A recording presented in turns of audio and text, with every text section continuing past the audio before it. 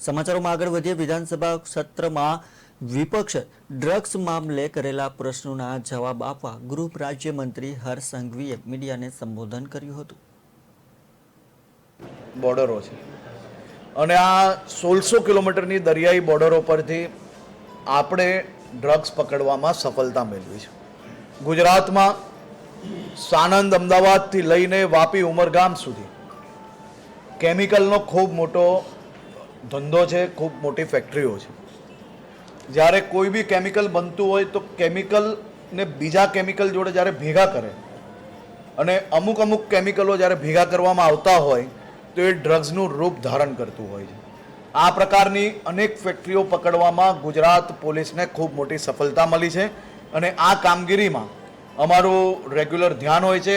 આ પ્રકારના લોકો પર બી અમારું ધ્યાન છે. તે કારણે જ અમે આટલી બધી ફેક્ટરીઓ પકડવામાં સફળતા મળી છે. આ બાબતની તપાસ ખૂબ આવશ્યક છે, કારણ કે જો તમે આ બાબતની સ્ટડી ડ્રગ્સ બાબતે કરશો તો દુનિયામાં ડ્રગ્સ એ આજે ફેશન સ્ટેટમેન્ટ બની ગયું છે, વેસ્ટર્ન કન્ટ્રીઝમાં ખાસ કરીને. અને જો તમે 50 વર્ષ પહેલાંનું બી જોશો તો ડ્રગ્સનો કારોબારીઓ કઈ રીતે કારોબાર કરે, એની મોડસ ઓપરેન્ડી શું હોય છે, તો એમાં મેં જે આપને કહ્યું એ લોકોના 3 સ્ટેપ હોય છે. સૌથી પહેલું કે સિક્યોરિટી ફોર્સિસને કોમ્પ્રોમાઇઝ કરાવવું, લાલચો આપવી.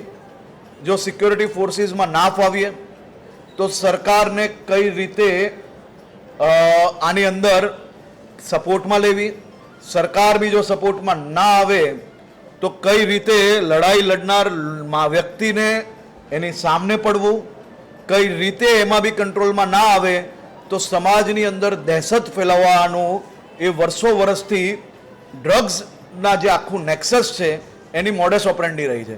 મને વિશ્વાસ છે આમાંથી 4 જે મોડસ ઓપરેન્ડી છે એમાંથી એક બી મોડસ ઓપરેન્ડીમાં ડ્રગ્સનું નેક્સસ ગુજરાતમાં સફળ નહીં થાય, કારણ કે ગુજરાતની જનતા બી ખૂબ હોશિયાર છે. આપણે મહેનતુ લોકો છે. તમે કલ્પના કરો કે કોઈ યુવાન ડ્રગ્સ લેતા પકડાઈ જાય તો શું રાજ્યના કરોડો યુવાનોને બદનામ કરવા? તમે રાજનીતિક સ્ટેટમેન્ટ આપો ને, એમાં કંઈ ખોટું નથી. હું ગૃહમંત્રી છું, રાજ્યના મંત્રીઓ પર કોઈના પર બી આપો સ્ટેટમેન્ટ, એનો કોઈ વાંધો નથી, રાજનીતિનો એક ભાગ છે. પરંતુ તમે રાજ્યના સૌ યુવાનોને ડ્રગિસ્ટ કેમ ગણાવો છો? આ રાજ્યનો એક યુવાન રાત દિવસ મહેનત કરે છે, ત્યારે આજે આ રાજ્ય દેશનું નંબર 1 વિકસિત રાજ્ય બન્યું છે. રાજ્યના યુવાનોને, રાજ્યની ધરતીને સીધી આ રીતે રાજનૈતિક ફાયદો મેળવવા માટે બદનામ કરવું યોગ્ય નથી.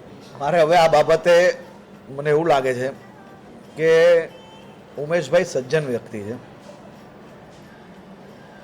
તમે જો અનેક પિક્ચરો આપણે જોયા છે કે કોઈ ચિઠ્ઠી આપે ને ચિઠ્ઠી વાંચી લઈએ તો ઘણીવાર ઘણી ભૂલો થતી હોય છે.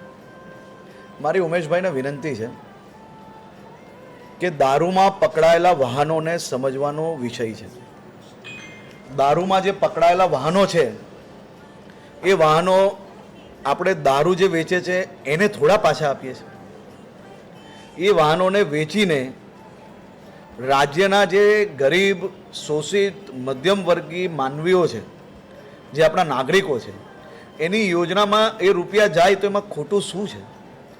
આ ગરીબોના પેટમાં કંઈ જશે એનાથી દુઃખ કેના માટે હોવું જોઈએ? એ વાહનો પોલીસ સ્ટેશનની બહાર સડી જાય તો એ આપણી રાષ્ટ્રીય સંપત્તિનું નુકસાન છે.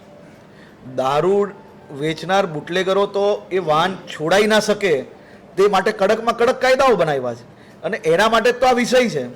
પરંતુ આવા વિષયોને રોકાવા માટે કોઈ કંઈક ચિઠ્ઠી આપે ને આપણે એ વાંચી લઈએ તો યોગ્ય થોડી છે. ઉમેશભાઈ એક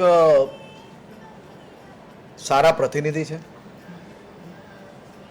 અને હું માનું છું ત્યાર સુધી અહીંયા બેઠેલા એક બી પત્રકાર, આ રાજ્યની અંદર રાત દિવસ પત્રકારત્વ તમે સૌ લોકો વર્ષોથી કરતા હશો. ગુજરાતના ખૂણે ખૂણાના ગામમાં જઈને બી પત્રકારત્વ કયું હશે, નિડરતાથી પત્રકારત્વ તમે સૌ લોકો કરો છો. ક્યારેક સરકાર સામે બી કરવું પડે, ક્યારેક પોલીસ સામે બી કરવું પડે, ક્યારેક ગુંડાઓ સામે બી કરવું પડે, તો ક્યારેક 2 નંબરના વેપારીઓ સામે બી કરવું પડે. તમે તો સૌ લોકો જાહેરમાં ખુલ્લામાં બોલો છો, તોય મને જ્યાર સુધી ધ્યાન છે ત્યાર સુધી અહીંયા બેઠેલા આટલી મોટી સંખ્યામાં એક બી પત્રકાર પાસે કોઈ બી પ્રકારનું વેપન નથી. પરંતુ ઉમેશભાઈને જો આ પ્રકારના વેપનની જરૂર હોય તો નિયમો પ્રમાણે જરૂરથી હું ચકાસીને એ બાબતે ન્યાય કરવા માટેનો પ્રયત્ન કરીશ. 1600 કિલોમીટર